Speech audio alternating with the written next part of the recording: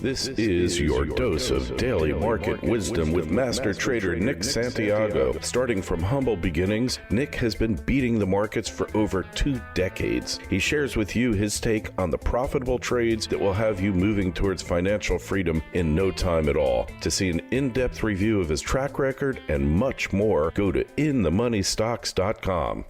Welcome. This is your daily dose of daily market wisdom with master trader Nick Santiago. I'm Kerry Lutz. Today is 7/12/21, show number 296. Well, hey, we keep hitting these new highs, Nick. We're living in a perfect world. We are living in a perfect world, and it's a perfect world for the indexes. These markets continue to grind higher every day. The volume is just absolutely as light as I can remember for this time of year. And, no sell side pressure going on in the major indexes. Plenty of down stocks, though, around across the board, but it's a game of hot potato. We see one sector get hot for a while. The money goes in there. Then that money comes out and it goes into another area, and it just continues to recycle itself like that. But today you did have a new closing high in the S&P 500 index and also a new closing high in the NASDAQ Composite. I believe the Dow Jones Industrial Average made a new closing high, but not a new all-time high. So if you go back to May 10th, that was the high for the Dow Jones Industrial Average at around 35,091. Today we closed at 34,996, but today was a new closing high. All right, so new closing high, which is important, isn't it? It is. It's very important. The one thing I would say about the Dow, though,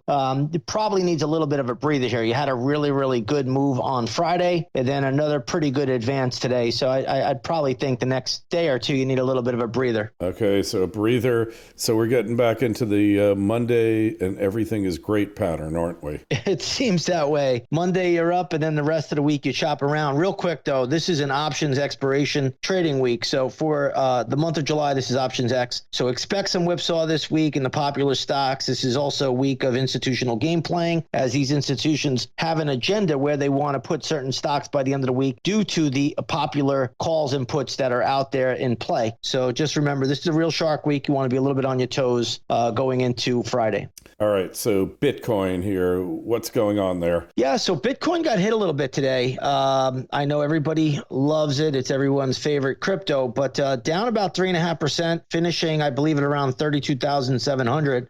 I have to tell you, Kerry, and we talked about this last week as well, Bitcoin chart to me does not look very strong. In fact, it looks like a lot of sideways consolidation. The more it consolidates like this, the more likely it is going to go down to that low 20,000 range. So I would be very, very careful here. It hasn't broken down yet. It's still living to fight another day, but those days are starting to wane here. All right. So, and then finally, gold, silver, where are we today? Yeah. So gold futures today, finishing at around 1806 as we speak. So, not a great day for gold, not a terrible day. One thing I would say is that it continues to hover around this 1800 level. And if it could build a base here, then it is setting up for potentially higher price. But at the moment, we still need to see a little bit more of a pattern here. Gold got hit in mid-June during the June expiration, and it still has some work to do before it recovers from that sell-off. All right. And so basically the trend's kind of neutral right now? Yeah, I'd say more neutral to downside at the moment. If we could get above, gold could get above 1835 on and that's gold futures. If you get above 1835 on a weekly close, that would be a very bullish formation. Right now we're at 1806, so we still got some work to do there, but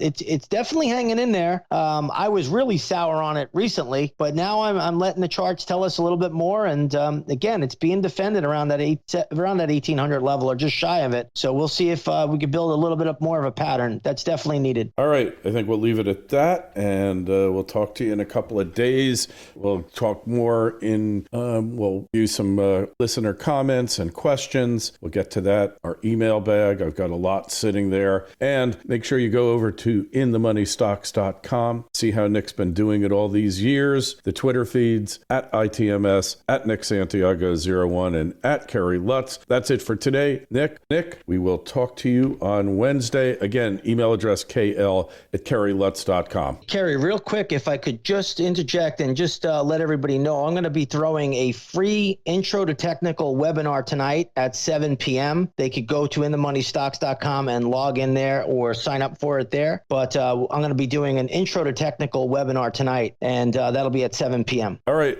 Excellent, Nick. We'll talk to you on Wednesday. Thank you. And so concludes another episode of Daily Market Wisdom with Master Trader Nick Santiago. Be sure to go to his website, inthemoneystocks.com. Don't forget the Twitter feeds @ITMS and @NickSantiago01.